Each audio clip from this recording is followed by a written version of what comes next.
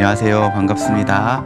네, 갈라디아서 성경 공부 8주차 모임에 오신 현장으로 또 온라인으로 함께하고 계신 모든 분들을 환영하고 축복합니다. 잠깐 기도하고 저희 모임 시작하겠습니다. 사랑하는 주님, 오늘도 저희에게 새 생명을 허락하여 주시고 믿음 주시고 건강 주시고 또 우리가 사랑하는 이 교회 공동체를 주시고 또 하나님, 우리로 하여금 하나님의 말씀을 알고자 하는 그 거룩한 열망을 허락하여 주셔서 이 자리에 함께 모여 하나님의 말씀을 읽고 공부하고 생각하고 마음을 나누게 하시니 참으로 감사드립니다. 하나님, 이 시간이 우리에게 그냥 주어진 것 아니요 하나님께서 우리에게 허락하신 귀한 시간이고 은혜인 줄 믿습니다. 특별히 한 주에 몸도 마음도 가장 바쁘고 분주한 목요일에 주님을 사랑해서 또 주님의 말씀을 알고 싶어서 현장에 또 온라인 앞에 모인 우리 성도님들 있사오니 하나님 한 분 한 분 긍휼히 여겨주시고 당신의 생명의 말씀으로 꼴을 먹여주시고 우리의 마음 가운데에 귀한 은혜와 도전을 허락하여 주시옵소서. 하나님, 갈라디아서 말씀 안에는 참 그 내용이 어렵고 우리가 해석하기 또 이해하기 어려운 부분들도 있습니다. 이 시간 성령님 우리와 함께 해주시기를 원합니다. 성령님, 우리의 마음을 조명하여 주셔서 말씀을 깨달을 수 있는 지혜를 주시고 또 그 하나님의 말씀이 우리의 가슴을 정말 뜨겁게 만들고 우리의 삶을 돌아보게 만들고 주님 앞에 온전히 순종을 올려드릴 수 있는 믿음을 우리 성령님 주시기를 간절히 소원합니다. 주님, 이 시간 우리 모두와 함께하여 주시고 말씀으로 주의 뜻과 마음을 가르쳐 주시옵소서. 하나님께서 이 모든 기도를 들으시고 선하게 응답하여 주실 것을 믿사오며 사랑이 많으신 우리 주 예수님의 이름으로 간절히 기도합니다. 아멘. 네. 갈라디아서 오늘 8주차 모임입니다. 이제 오늘 하고 앞으로 2주만 하면 저희가 드디어 이제 종강을 하게 됩니다. 10주 동안 함께 해주셔서 너무 감사하고요. 좀 너무 이른 인사인가요? 네. 다만 이제 제가 뭐가 기분이 좋냐면 오늘까지 해서 이제 갈라디아서의 몸통 부분이라고 할 수 있는 복음의 변증이 끝나요. 그러면 다음 주부터는요, 그 성도의 삶에 대해서 이야기를 합니다.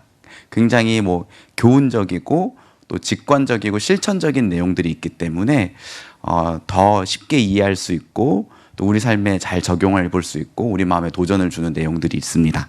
다만 여기 한 1페이지 한번 봐보시겠어요? 그 저희 주차별 주제 이렇게 써져 있잖아요. 오늘까지 해서 갈라디아서 5장 1절까지를 마치고요.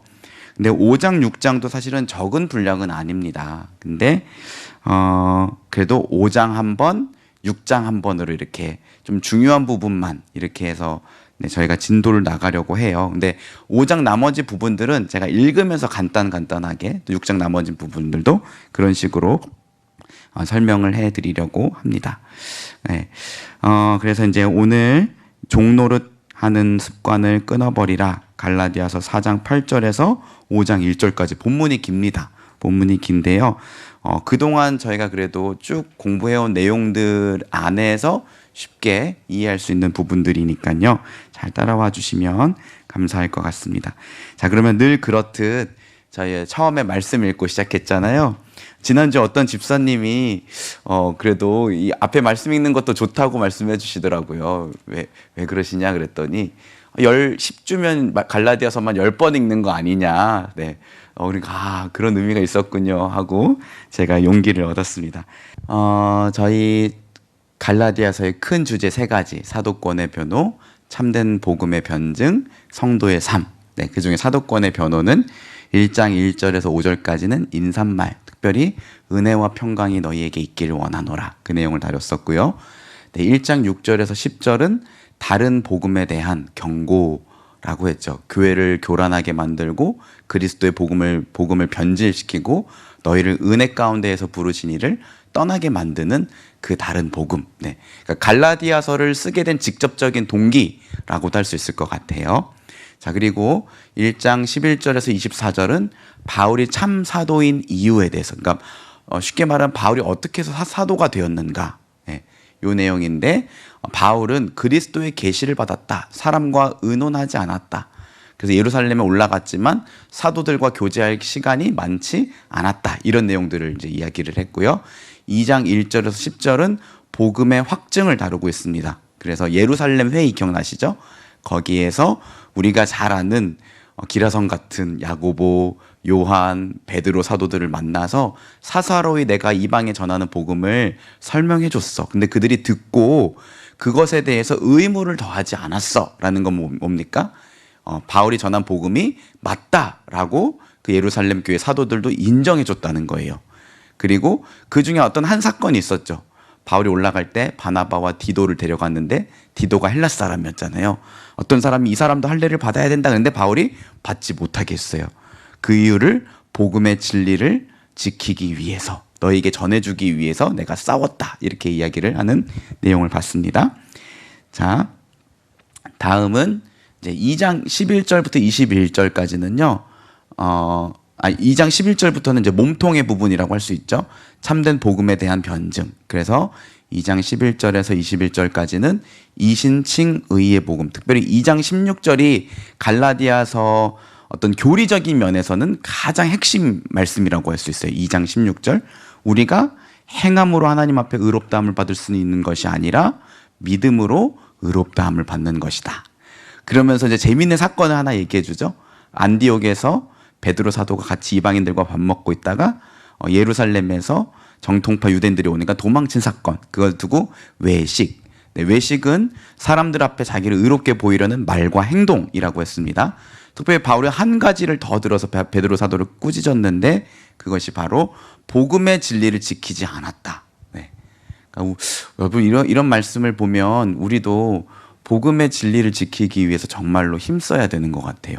그러니까 복음을 전하는 것도 중요하고 전도도 중요하지만 복음적 가치, 세상적 가치가 충돌할 때 예수로 충분하고 사람 한 사람을 예수 그리스도 안에서 구원받은 사람으로 그 가치를 봐야지, 그 사람의 어떤 직업, 그 사람의 어떤 건강, 그 사람의 어떤 외적 모습들 이런 것들로 사람을 보지 않아야겠다. 제가 이 말씀 왜 드리냐면 이번 주에도 지난주에도 제가 청년 한 명을 신방을 했는데 이 청년이 엄청 울더라고요. 자기 남자친구 있는데 오랫동안 만난 예수님도 잘 믿고 그런데 부모님의 어떤 기준에 차지가 않나 봐요. 그래서 그거 반대하는 것 때문에 같이 기도하고 기다려보자 이렇게 했는데, 아무튼 이런 것들이 참 우리가 복음의 진리를 가지고 싸우는 게 쉽지가 않아요. 한편으로는 또 부모님의 마음도 이해가 갑니다. 그래도 우리가 싸워야 할 부분이 아닐까.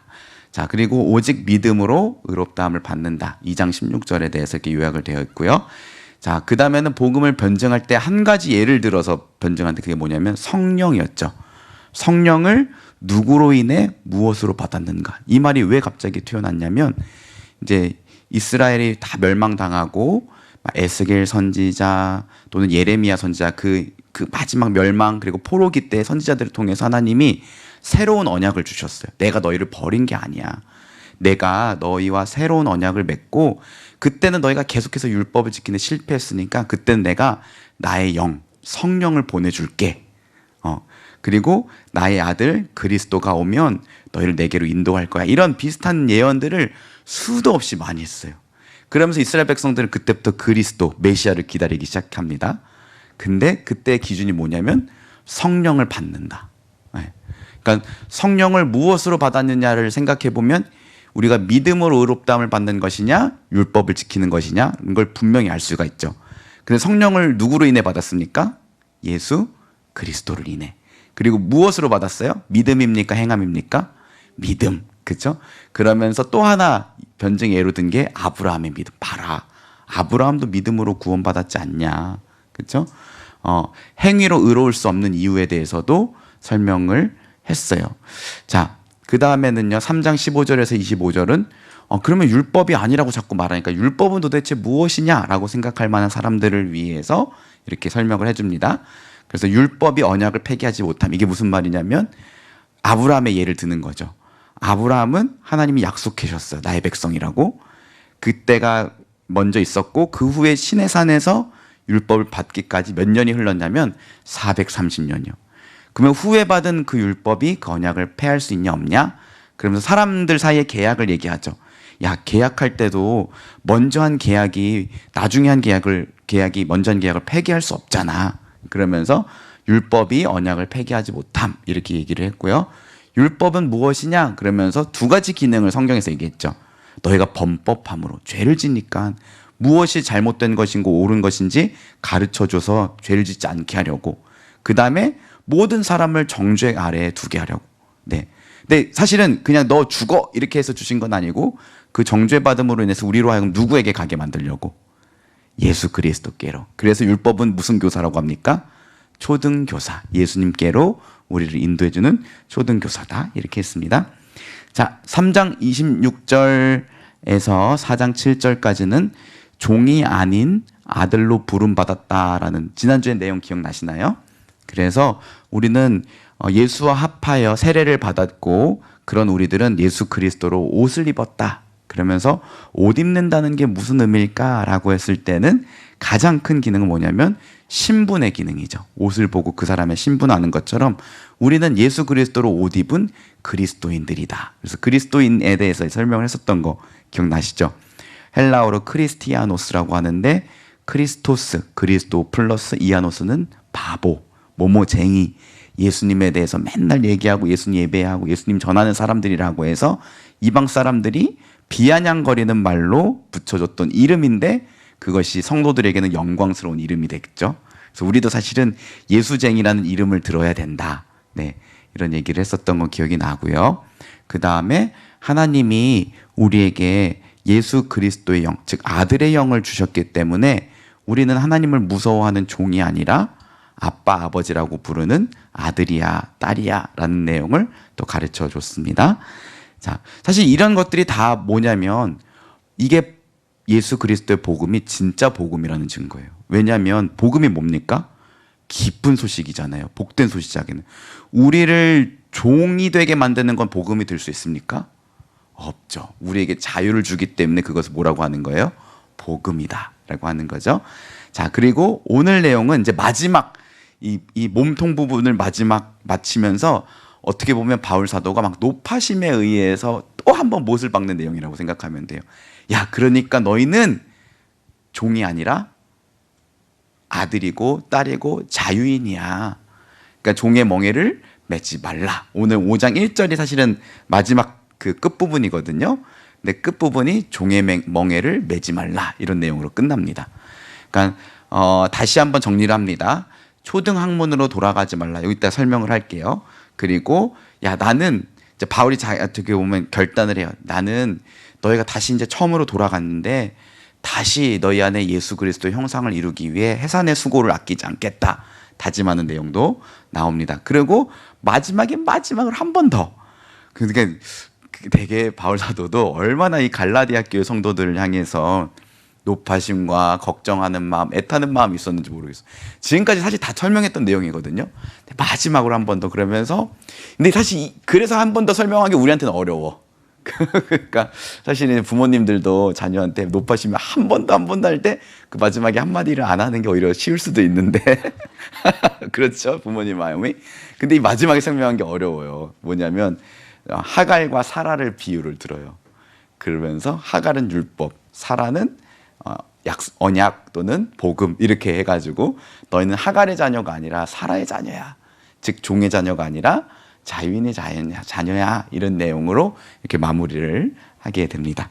자, 잘 이해하셨죠? 자, 그러면은 한번 네, 반갑습니다. 네, 한번 읽어보겠습니다. 우리 1장 이거를 이렇게 보면서 해볼까요? 1장 1절에서 우리 이번엔 10절까지 네, 한번 저 한 절, 여러분 한 절 교독하겠습니다.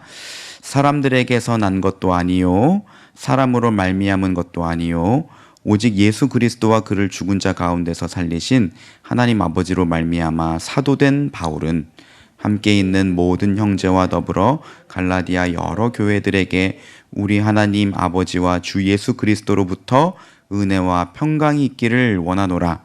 그리스도께서 하나님 곧 우리 아버지의 뜻을 따라 이 악한 세대에서 우리를 건지시려고 우리 죄를 대속하기 위하여 자기 몸을 주셨으니 영광이 그에게 세세토록 있을지어다. 아멘. 그리스도의 은혜로 너희를 부르신 이를 이같이 속히 떠나 다른 복음을 따르는 것을 내가 이상하게 여기노라. 다른 복음은 없나니 다만 어떤 사람들이 너희를 교란하여 그리스도의 복음을 변하게 하려 함이라. 그러나 우리나 혹은 하늘로부터 온 천사라도 우리가 너희에게 전한 복음 외에 다른 복음을 전하면 저주를 받을지어다. 우리가 전에 말하였거니와 내가 지금 다시 말하노니 만일 누구든지 너희가 받은 것 외에 다른 복음을 전하면 저주를 받을지어다. 이제 내가 사람들에게 좋게 하랴 하나님께 좋게 하랴 사람들에게 기쁨을 구하랴 내가 지금까지 사람들의 기쁨을 구하였다면 그리스도의 종이 아니니라. 형제들아 내가 너희에게 알게 하노니 내가 전한 복음은 사람의 뜻을 따라 된 것이 아니니라. 이는 내가 사람에게서 받은 것도 아니요 배운 것도 아니요 오직 예수 그리스도의 계시로 말미암은 것이라. 내가 이전에 유대교에 있을 때에 행한 일을 너희가 들었거니와 하나님의 교회를 심히 박해하여 멸하고 내가 내 동족 중 여러 연갑자보다 유대교를 지나치게 믿어 내 조상의 전통에 대하여 더욱 열심히 있었으나 그러나 내 어머니의 태로부터 나를 택정하시고 그의 은혜로 나를 부르신 이가 그의 아들을 이방에 전하기 위하여 그를 내 속에 나타내시기를 기뻐하셨을 때에 내가 곧 혈육과 의논하지 아니하고 또 나보다 먼저 사도된 자들을 만나려고 예루살렘으로 가지 아니하고 아라비아로 갔다가 다시 다메섹으로 돌아갔노라. 그 후 3년 만에 내가 게바를 방문하려고 예루살렘에 올라가서 그와 함께 15일을 머무는 동안 주의 형제 야고보 외에 다른 사도들을 보지 못하였노라. 보라 내가 너에게 쓰는 것은 하나님 앞에서 거짓말이 아니로다. 그 후에 내가 수리아와 길리기아 지방에 이르렀으나 그리스도 안에 있는 유대의 교회들이 나를 얼굴로는 알지 못하고 다만 우리를 박해하던 자가 전에 멸하려던 그 믿음을 지금 전한다 함을 듣고 나로 말미암아 하나님께 영광을 돌리니라. 아멘. 네, 10절까지 읽기로 했는데 24절까지 그냥 읽다 보니까 정신이 없었어요. 네, 읽으시면서 이제는 그래 이런 내용이지 이해는 되시죠? 그러면 성공하신 거예요. 자, 2장 그럼 2장을 전체를 또 한번 읽어보겠습니다. 14년 후에 내가 바나바와 함께 디도를 데리고 다시 예루살렘에 올라갔나니 계시를 따라 올라가 내가 이방 가운데에서 전파하는 복음을 그들에게 제시하되 유력한 자에게 사사로이 한 것은 내가 다름질하는 것이나 다름질한 것이 헛되지 않게 하려 함이라. 그러나 나와 함께 있는 헬라인 디도까지도 억지로 할례를 받게 하지 아니하였으니 이는 가만히 들어온 거짓 형제들 때문이라. 그들이 가만히 들어온 것은 그리스도 예수 안에서 우리가 가진 자유를 엿보고 우리를 종으로 삼고자 함이로되 그들에게 우리가 한시도 복종하지 아니하였으니 이는 복음의 진리가 항상 너희 가운데 있게 하려 함이라.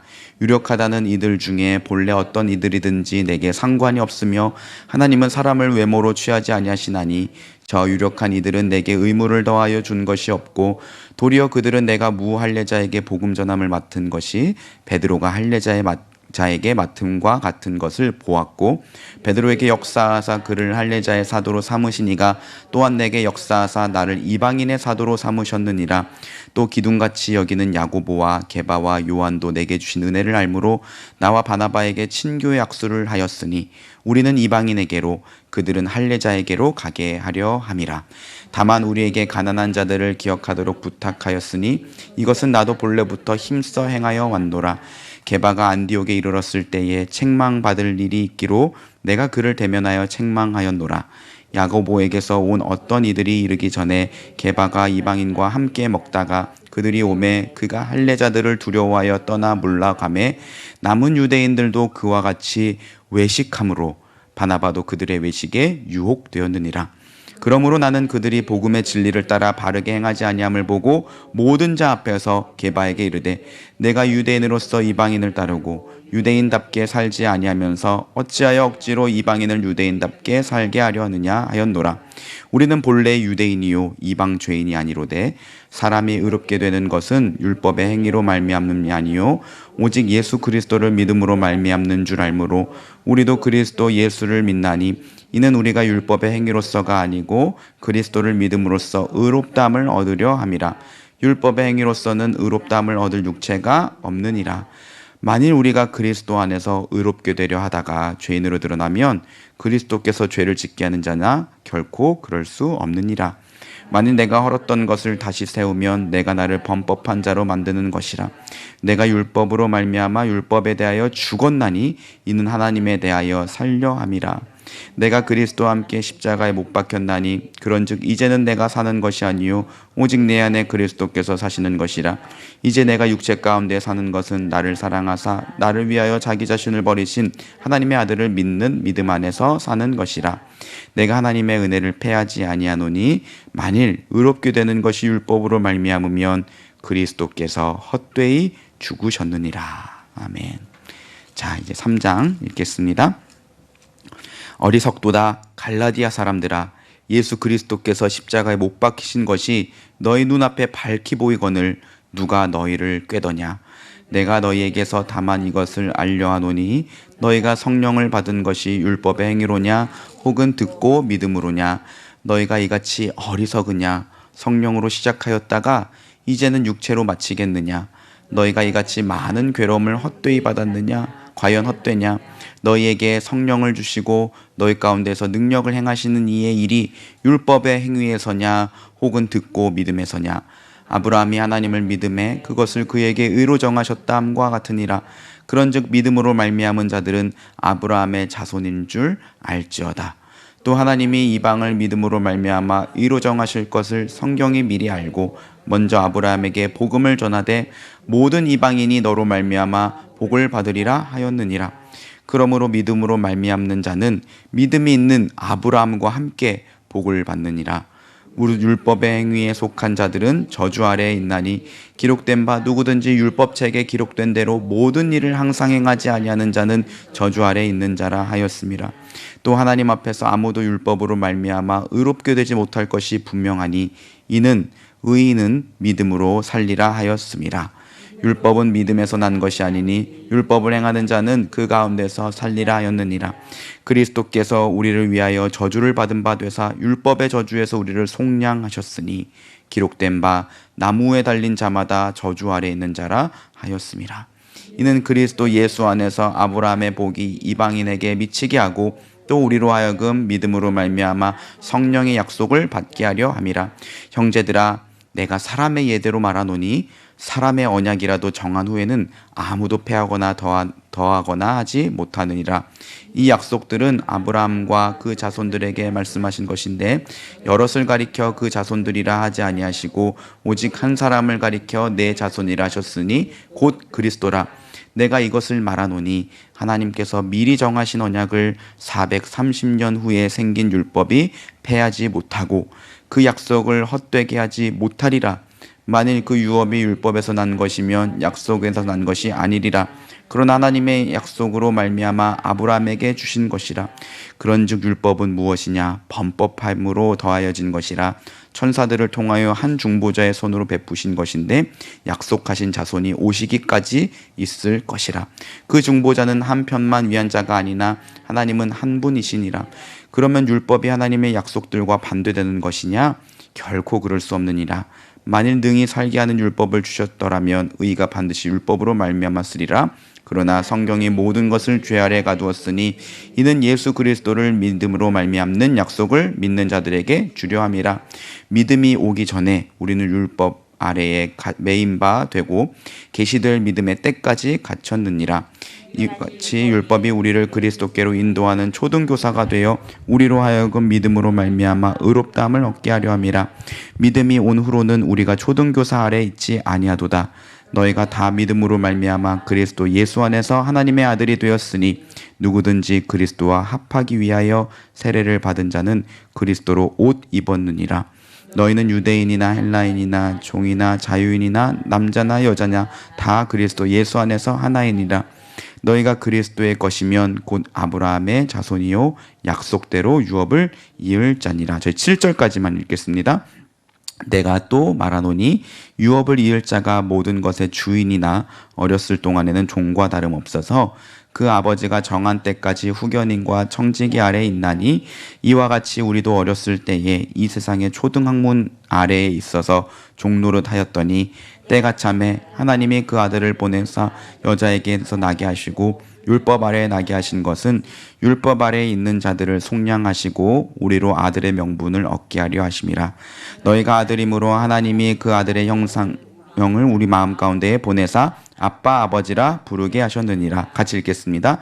그러므로 내가 이후로는 종이 아니요 아들이면 하나님으로 말미암아 유업을 받을지니라. 아멘. 네, 4장 8절에서 5장 1절까지인데요. 먼저 8절에서 20절까지 내용을 한번 봐보도록 하겠습니다. 교환 2페이지 봐주세요. 네, 그래도 또 읽어봐야겠죠? 한번 읽겠습니다. 그러나 너희가 그때에는 하나님을 알지 못하여 본질상 하나님이 아닌 자들에게 종노릇하였더니 이제는 너희가 하나님을 알 뿐 아니라 더욱이 하나님이 아신 바 되었거늘 어찌하여 다시 약하고 천박한 초등학문으로 돌아가서 다시 그들에게 종노릇하려 하느냐? 너희가 날과 달과 절기와 해를 삼가 지키니 내가 너희를 위하여 수고한 것이 헛될까 두려워하노라. 형제들아, 내가 너희와 같이 되었은즉 너희도 나와 같이 되기를 구하노라. 너희가 내게 해롭게 하지 아니하였느니라. 내가 처음에 육체의 약함으로 말미암아 너희에게 복음을 전한 것을 너희가 아는 바라. 너희를 시험하는 것이 내 육체에 있으되 이것을 너희가 업신여기지도 아니하며 버리지도 아니하고 오직 나를 하나님의 천사와 같이 또는 그리스도 예수와 같이 영접하였도다. 너희의 복이 지금 어디 있느냐? 내가 너희에게 증언하노니 너희가 할 수만 있었더라면 너희의 눈이라도 빼어 나에게 주었으리라. 그런즉 내가 너희에게 참된 말을 함으로 원수가 되었느냐? 그들이 너희에게 대하여 열심을 내는 것은 좋은 뜻이 아니요 오직 너희를 이간시켜 너희로 그들에게 대하여 열심을 내게 하려 함이라. 좋은 일에 대하여 열심으로 사모함을 받음은 내가 너희를 대하였을 때뿐 아니라 언제든지 좋으니라. 나의 자녀들아, 너희 속에 그리스도의 형상을 이루기까지 다시 너희를 위하여 생산하는 수고를 하노니 내가 이제라도 너희와 함께 있어 내 언성을 높이려 함은 너희에 대하여 의욕이 있음이라. 아멘. 네. 그래서 오늘은 크게 8절에서 11절까지의 내용, 그러니까 다시 초등학문으로 돌아가지 말라라는 내용, 그리고 12절부터 20절까지의 내용은 어떻게 보면 큰 주제는 그리스도의 형상, 이 19절에 나오는 그리스도의 형상, 이것이 무엇인가 우리가 좀 공부할 필요가 있지만 사실은 이 전체 12절에서 20절까지의 내용은 이제 마지막으로 뭘 하는 거냐면 더 이상 논리적으로 이야기하지 않고 갈라디아 교회 성도들에게 이게 정으로서 말하는 거예요. 뭐냐면 야, 너희가 나를 귀하게 여겼었잖아. 내가 처음 너희한테 갔을 때 내 육체 연약함을 보고도 너희가 나를 업신여기지 않고 마치 14절 보세요. 나를 하나님의 천사와 같이 그리스도 예수와 같이 영접해 줬었잖아. 그랬던 너희였잖아. 막 이러면서 어떻게 보면 막 굉장히 불쌍한 척하는 것 같기도 하면서 정에 호소하는 내용. 그러니까 바울의 마음을 느낄 수가 있겠죠. 자, 그러면서 심지어 15절에 뭐라 그러냐면 너희의 눈이라도 나한테 빼어서 나에게 주려고 했었잖아. 그러니까 많은 사람들이 그래서 왜 그 고린도전서에 나오는 그 왜 바울의 육체의 가시 있잖아요. 그거가 바울이 눈이 아픈 뭐 이런 것이었을 것이다. 이런 것도 이렇게 내용에서 이렇게 추측을 하기도 합니다. 네, 어쨌건 정에 호소하면서 야, 그 너희가 따르는 그 거짓 교사들은 잘못된 의도로 너희에게 열심을 내는 거야. 18절에 보시면 야, 의도만 옳다면 내가 아니라도 누구든지 열심히 해도 나는 좋아. 이 말이 18절은. 그리고 19절은 그래서 내가 다시 너희를 위해서 해산의 수고를 아끼지 않겠다. 이런 내용이라고 할 수가 있습니다. 자, 그러면 먼저 우리 관찰 질문을 한번 볼게요. 자, 8절, 9절 말씀은 갈라디아 교회 성도들과 하나님과의 관계가 시간에 따라 어떻게 변화되고 있는지를 설명합니다. 각 시간에 따라 변화되고 있는 관계를 한번 확인해 볼게요. 자, 8절에 보시면요. 그때의 동그라미 한번 쳐주세요. 그때의. 그리고 9절에 보면 이제는. 네. 여러분, 이 바울 사도가 자주 쓰는 표현 중에 하나가 뭐냐면 그때의 이제는. 네. 이게 에베소서에도 나오고요. 또 다른 말씀에도 나와요.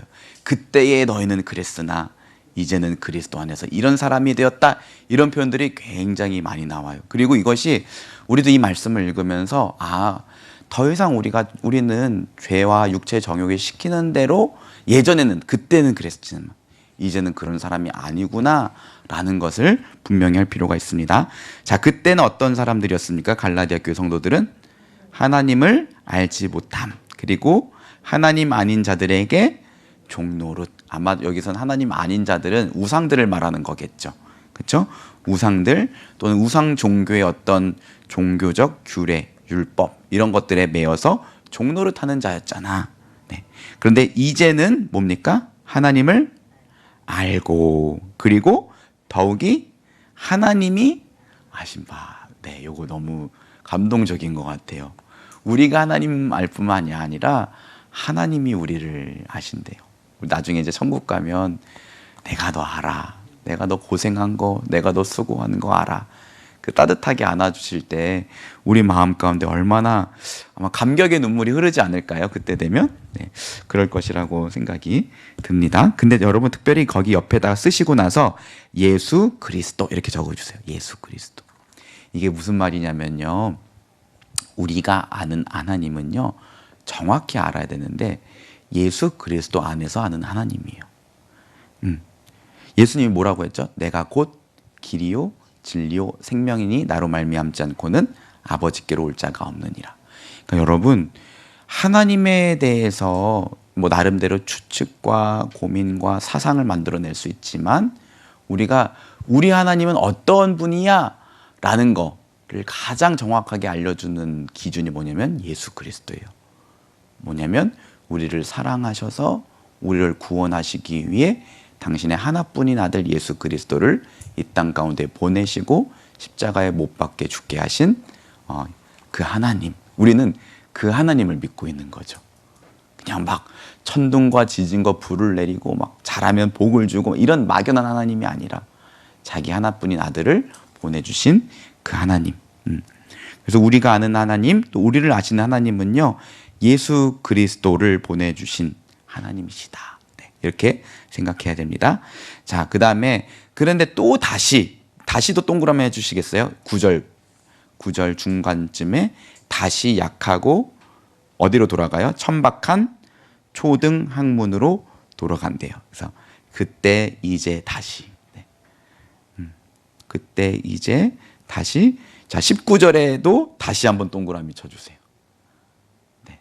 그때 이제 다시. 19절에도 다시. 그렇죠. 이게 뭐냐면 그때에 너희가 예수님을 모를 때에 하나님을 알지도 못하고 하나님 아닌 우상들에게 종노릇하는 자였는데 이제는 예수 그리스도 안에서 너희는 하나님을 알고 하나님이 너희를 알아. 그런데도 너희들 다시 초등학문으로 돌아가려고 하느냐? 그렇다면 나도 다시 너희 안에 예수 그리스도의 형상을 만들기 위해서 해산의 수고를 아끼지 않겠다. 이렇게 이야기를 하는 거예요. 특별히 초등학문 이것만 먼저 좀 설명해 드릴게요.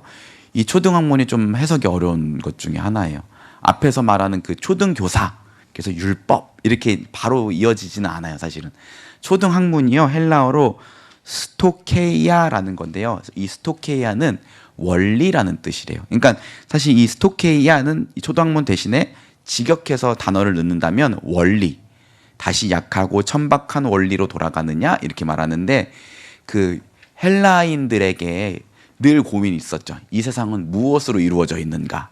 그래서 어떤 철학자는 물이다, 뭐 어떤 철학자는 불이다, 어떤 철학자는 뭐 흙이다, 뭐 이런 식으로 해서 막 했잖아요. 그러니까 어떻게 보면 이 세상의 어떤 이치를 얘기하기 위해서 막 그 사람들은 어떤 물, 흙, 뭐 달, 빛, 이 세상의 어떤 피조물들을 얘기했다고요.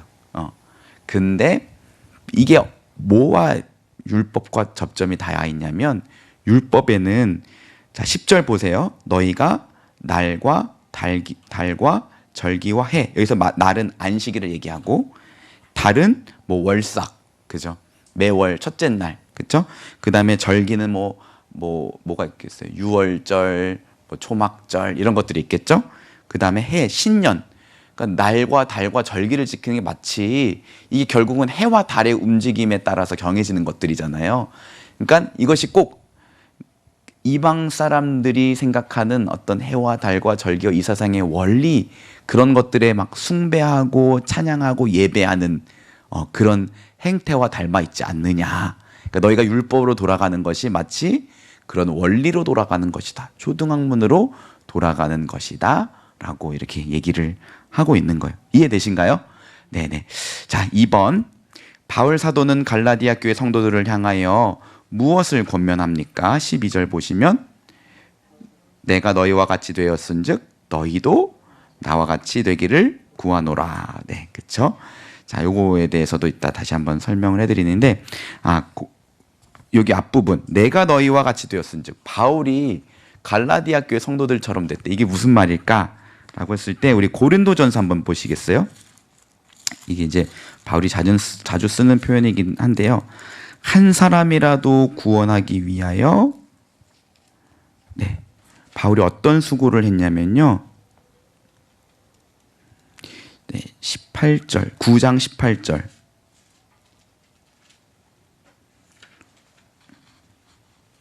부터 쭉 길게 나오는데요.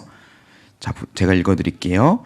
그런즉 내가 내 상이 무엇이냐? 내가 복음을 전할 때 값없이 전하고 복음으로 말미암아 내게 있는 권리를 다 쓰지 아니하는 이것이다. 내가 모든 사람에게 자유로우나 스스로 모든 사람의 종이 된 것은 더 많은 사람을 얻고자 함이라. 그러면서 어떻게 구체적인 얘기를 듣냐면 20절 보세요.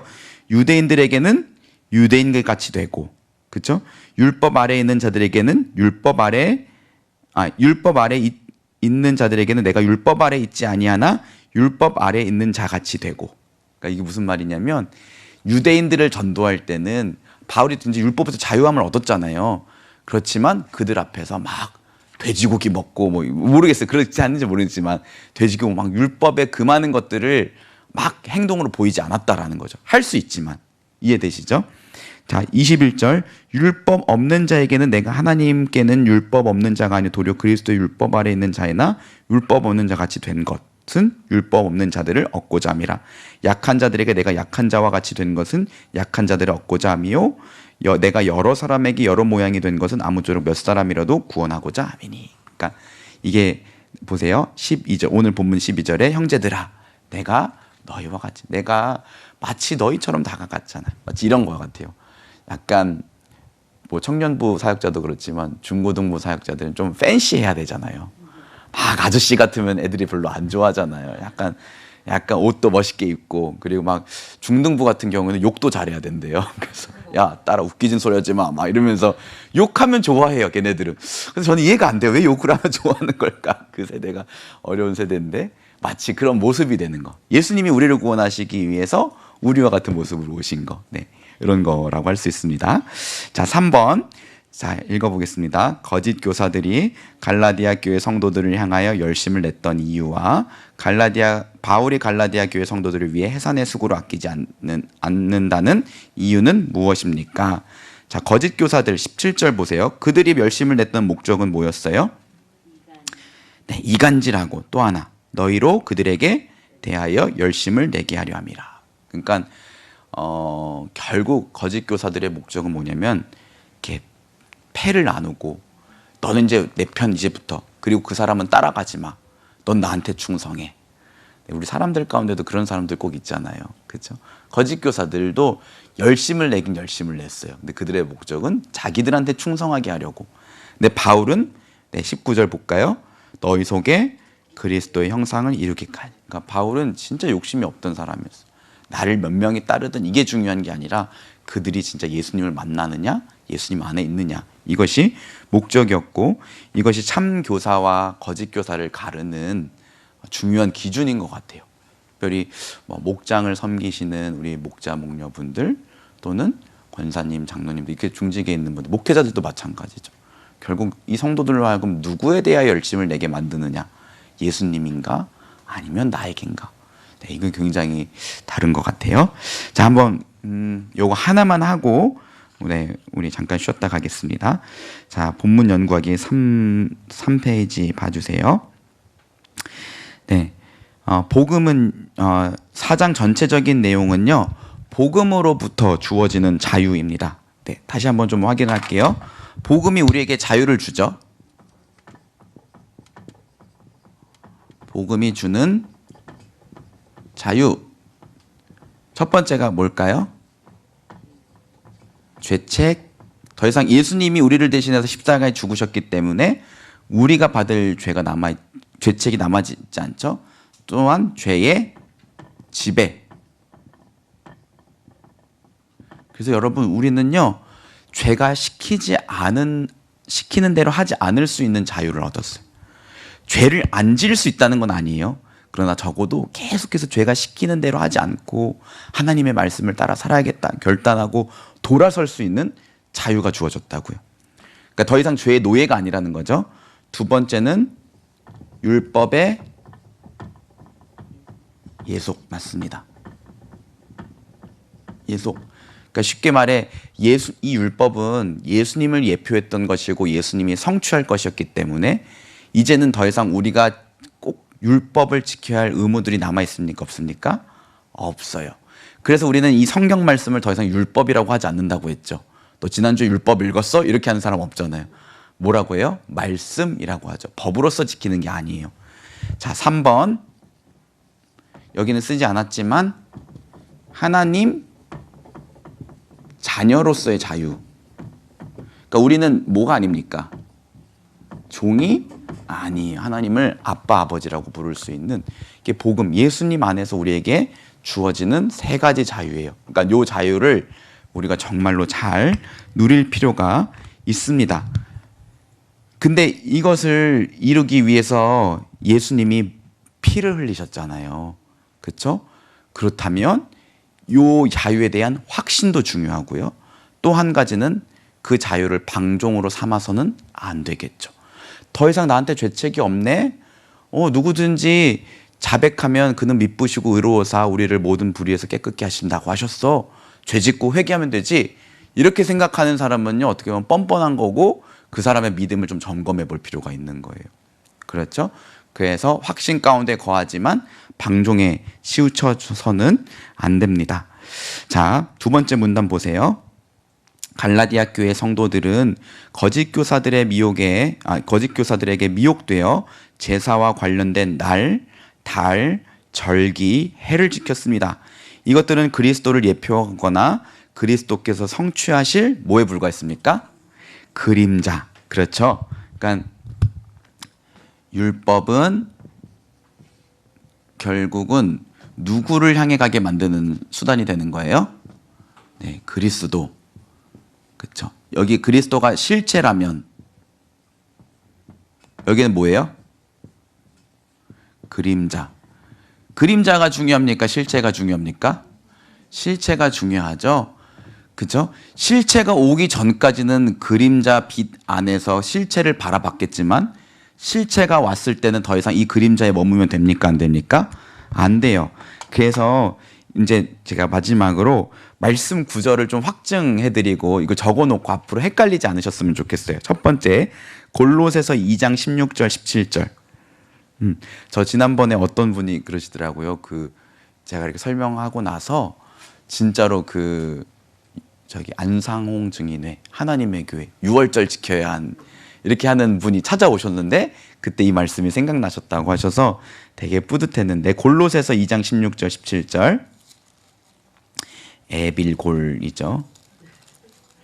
2장 16절 17절 보세요.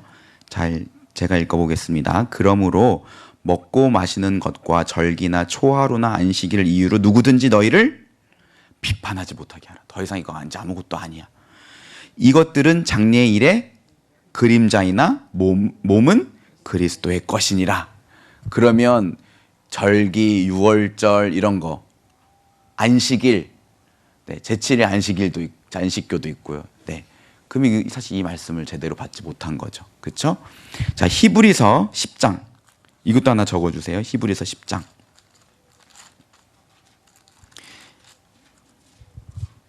1절 보세요.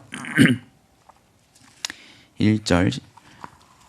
율법은 장차 올 좋은 일의 그림자일 뿐이요 참 형상이 아니므로 해마다 늘 드리는 같은 제사로는 나오는 자들을 언제나 온전하게 할 수 없느니라. 그랬죠? 4절 보세요. 이는 황소와 염소의 피가 능히 죄를 없이 하지 못함이라. 그러면서 5절 그러므로 주께서 세상에 임하실 때에 이르시되 하나님의 제사와 예물을 원하지 아니하시고 오직 나를 위하여 한 몸을 예비하셨으니. 그렇죠? 네, 9절 보세요. 그 후에 말씀하시기를 보시옵소서 내가 하나님의 뜻을 행하려 왔나이다 하셨으니 그 첫째 것은 뭐예요? 율법을 폐하심은 둘째 것을 세우려 하심이라. 자, 10절 이 뜻을 따라 예수 그리스도의 몸을 단번에 들이심으로 말미암아 우리가 거룩함을 얻었노라. 예수님이 자기의 몸을 들이심으로 이 앞에 있었던 그림자 제사는 다 끝난 거야. 네. 여러분 그 천주교와 기독교의 차이 아시나요? 천주교는 우리는 예배를 드린다고 하죠. 천주교는 뭘 드린다고 합니까? 미사. 근데 미사가 쉽게 말하면 제사예요. 그런데 네, 요거 되게 중요한데 제사가 있잖아요. 영어로 네, 이렇게 미사. 근데 제사에는 두 가지 요소가 있어요. 뭐냐면 희생. 그리고 우리의 죄를 희생을 했으니까 용서해 준 거잖아요. 대속. 그러니까 그것에 대한 감사와 찬양을 드리는 예배. 그렇죠. 그렇다면 옛날에는 황소와 염소와 양의 피로 늘 제사를 드렸잖아요. 희생을 했잖아요. 그렇죠? 그런 다음에 우리의 죄를 용서해 주심으로 인하여 감사드린다고 예배를 같이 드렸어요. 그런데 예수님께서 자기의 몸을 아까 뭐라고 표현했나요? 단번에. 이 말은 뭐냐면 더 이상 할 필요가 없다라는 거예요. 예수님 피는 완전하니까. 그렇죠? 그분은 거룩한 하나님의 아들이시고 그 고귀한 피를 흘리셨으니까. 그러면 더 이상 이 희생은 우리에게 남아있지 않아요. 그래서 우리가 제사 드린다고 합니까? 예배 드린다고 합니까? 예배 드린다고 하는 거예요.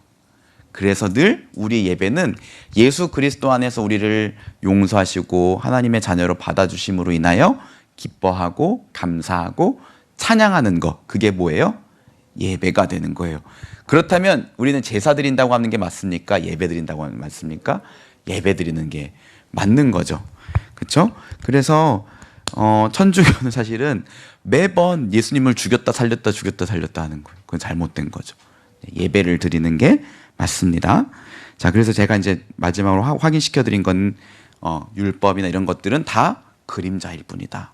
그리스도가 실체이시다라는 것을 한 번 더 확정을 했어요. 그러니까 날과 달과 절기와 해를 지키는 것은 옳지 못하다라는 거였고요. 자, 다음 페이지 넘겨주세요. 4페이지. 4페이지 보시면 그래서 약하고 천박한 초등학문으로 다시 돌아갔던 것이고 심지어 그것들에 매여 종노릇하고 있었다. 네. 그러면서 그러면 안 된다라고 바울 사도가 얘기를 했습니다. 그래서 바울 사도는 그 초등학문으로 다시 돌아간 교회 성도들을 보면서 어떤 감정을 느꼈을까? 11절 보시면 내가 너희를 위해 수고한 것이 헛될까 봐 두렵다라고 했죠. 그러면서 12절에 보면 뭐라고 해요? 너희는 나와 같이 되기를 구하노라. 이게 무슨 말이냐면요.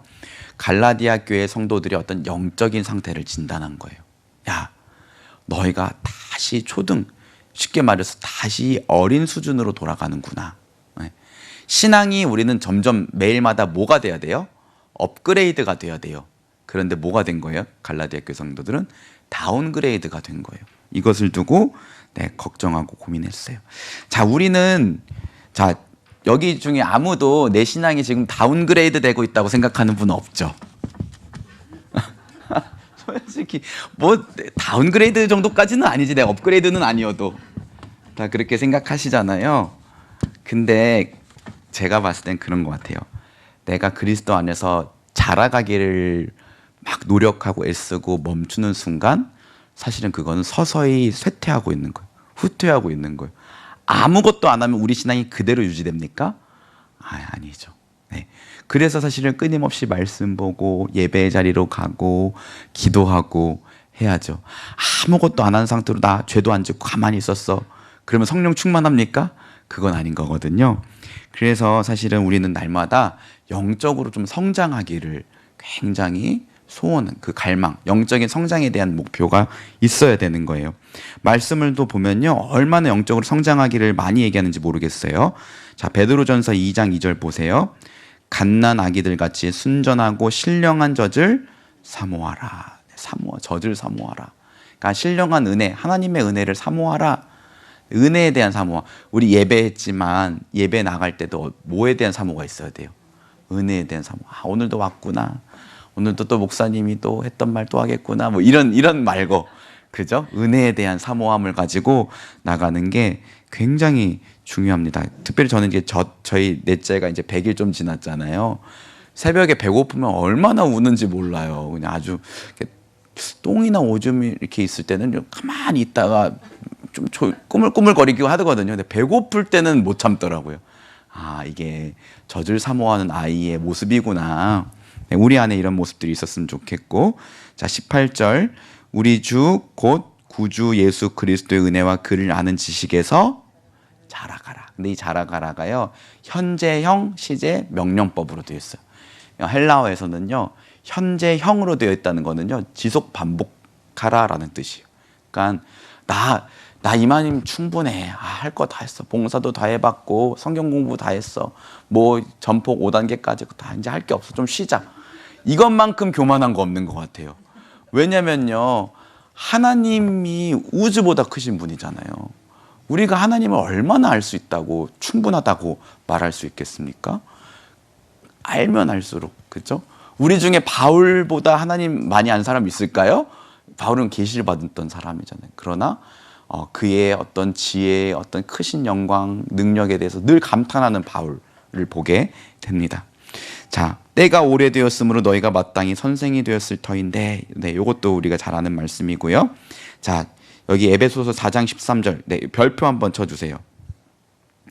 우리가 하나님의 아들을 믿는 것과 아는 일에 하나가 되어 온전한 사람을 이루어 어디까지? 그리스도의 장성한 분량이 충만한 데까지. 그러니까 사실 우리 목표는 누구예요? 그리스도. 그러니까 우리 목표는 그리스도. 그러니까 여기 중에 나 예수님만큼 됐다라고 생각하는 사람은 오늘 집 빨리 돌아가셔도 좋습니다. 그만 들으셔도 이렇게 되는 거죠. 예수님까지. 근데 예수님까지 어떻게 우리가 자라가요? 그런데 나중에 천국에 가면 우리의 수준이 그와 같이 영광스럽게 될 것이라고 얘기했어요. 그때에는. 그러나 이 땅에 거하는 동안에는 끊임없이 예수님까지 자라가기를 우리가 힘써야 돼요. 그런데 자, 우리의 목표는 정합시다. 다시. 예수 그리스도. 근데 여러분, 이 예수 그리스도를 본받아서 자라가기 위해서는 뭐가 필요하냐면 롤 모델이 필요해요.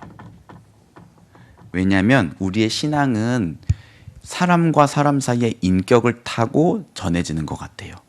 물론 기본적으로 성령님이 그 모든 상황에서 감화하시고 믿음을 주시는 거지만, 그냥 글 한 번 읽었다고 해서, 기도 한 번 했다고 해서 신앙이 자라가진 않는 것 같아요. 그렇죠? 그러니까 이 공동체가 중요한 거고, 신앙의 선배들을 통해서 내가 도전받고 그런 걸 보면서 나도 같이 자라가고. 저희 청년들은 리더라고 하는데 우리 어른들은 뭐 목자, 목녀라고 할 거 아니에요. 목녀 아닌가요? 목녀 좀 너무 이상한가요? 그냥 목자라고만 하나요? 죄송합니다. 목녀는 너무 이상하군요. 네, 굉장히 남녀와 여를 이렇게 나눴던, 요즘 시대에 올바르지 못했던 젠더 의식이었어요. 죄송합니다. 목자라고 하겠습니다. 그런데 내가 목원이다가 처음으로 목자가 됐어요. 그러면 그때 뭘 해야 될지 모르잖아요. 막막하잖아요. 그럼 그때 본능적으로 누구를 생각하게 됐냐면 자기 가르쳐줬던 이전의 목자들. 그 목자들이 했던 대로 똑같이 하게 돼요. 그러니까 저는 청년들한테 예비 리더 훈련이라는 걸 가르치거든요. 그러니까 들어와서 이것처럼 성경 공부해요. 그 훈련을 해요. 근데 사실 이게 필요 없다고는 말 못하겠다. 그러나 이건 절대적인 것은 아니다. 최고의 예비 리더 훈련은 리더들이다라는 생각이 들어요. 근데 목녀가 아니라 목자분들도 그 앞에 목자분들을 보면서 배우고 성장해 가는 거거든요. 그러니까 롤 모델이 진짜 중요한 것 같아요. 바울이 그거 얘기한 거예요. 너희는 나를 나와 같이 되기를 원하노라. 고린도전서에서는 이렇게 표현했어요. 한번 읽어볼까요? 시작. 내가 그리스도를 본받는 자가 된 것 같이 너희는 나를 본받는 자가 되라. 네. 바울은 예수 그리스도를 힘써 본받고 그 어린 성도들은 누구를 본받아요? 바울을 본받아서 궁극적으로는 누굴 본받게 되는 거 그게 예수 그리스도. 네. 이게 우리 신앙의 원리인 것 같아요. 위선이란 게 있고 우리가 별로 안 좋아하는 게 위선이죠. 사실 착하지도 않은 척, 착한 척하는 거, 그렇죠? 근데 이제 언제 이찬수 목사님이 설교 중에 이런 말씀도 하시더라고요. 위악이라는 것도 있대요. 이게 뭐냐면 사실은 저도 목회자지만 여러분들이랑 똑같아요. 맨날 넘어지고요. 저 진짜 약해요. 이러면서 성도들에게 위로와 공감을 줄 수는 있죠. 근데 어느 순간 이 위악도 굉장히 나쁘다는 생각이 들었대요. 아니 내가 정말 예수님을 힘써 본받아서 바울처럼 말할 수 있어야지. 야 내가 예수님 따라가고 있는데 너희도 나 따라와. 이런 사람이 돼야지. 그냥 끝없이 나도 약해요. 나도 넘어져요. 그러면서 그 사람들에게 공감대를 형성하고 나를 따르게 만드는 그 위약도 나쁜 것이다. 이렇게 얘기를 하더라고요. 그러니까 여러분 우리도 사실은 위선도 나쁜 거지만 이렇게 말할 수 있었으면 좋겠어요. 정말 야 너희는 나를 본받는 자가 되라. 그러니까 두 가지가 필요한 것 같아요. 첫 번째는 신앙의 선배와의 교제. 네, 내가 믿고 따를 수 있는 동역자 또는 신앙의 선배. 그리고 동시에 신앙의 후배에게 보여줄 수 있는 모범이 있었으면 좋겠다. 네, 제 이야기를 하나만 하고 잠깐 쉬도록 하겠습니다. 제가 초등학교 때 6학년 때 남자 선생님 한 분, 이름은 사실 기억이 안 나요. 근데 그 선생님이 다른 사실 초등학교 1학년 때부터 얼마나 많은 선생님을 거쳐왔겠어요. 근데 그 선생님은 이름은 기억 안 나는데 그 선생님만 얼굴이 선명하게 기억이 나요. 그 선생님의 얼굴. 근데 하루는 제가 이제 6학년 때 이제 막 자전거를 열심히 타서 저희 집이 언덕이었는데 막 타다 보니까 종아리에 좀 근육이 붙은 것 같아요. 그래서 목사님, 전도사님 설교하는 시간에 설교 안 듣고 이렇게 앉아서 계속 제 다리만 쳐다보고 있었어요. 웃기죠? 그때 이제 우리는 이제 의자 놓는 것지만 거기는 장의자. 근데 장의자가 또 되게 사이가 좁았거든요. 이렇게 빼곡하게 옛날 전통적인 교회. 근데 계속 말씀 안 듣고 이러고 있으니까 선생님 입장에 얼마나 화가 나요. 야, 쳐대 앞에 똑바로 봐 이럴 수도 있는데 갑자기 그 선생님이 제 마음을 알았는지 그 좁은 틈으로 이렇게 큰 몸을 이렇게 숙여가지고 내려와가지고 영광이 종아리 봐라 이렇게 해주시더라고요. 그게 그때 당시에 몰랐는데 지금 생각해 보니까 엄청나게 멋있는 행동이었던 거죠. 그리고 한 번씩 저희 집에 당신 집에 초대해갖고 짜장면 사주고 같이 축구해주고 그랬던 기억. 그래서 제가 그분 때문에 목회자가 된 것은 아니었지만 제가 첫 사역지를 고를 때 다른 거 따지지 않고 유초등부를 가장 먼저 찾아갔어요.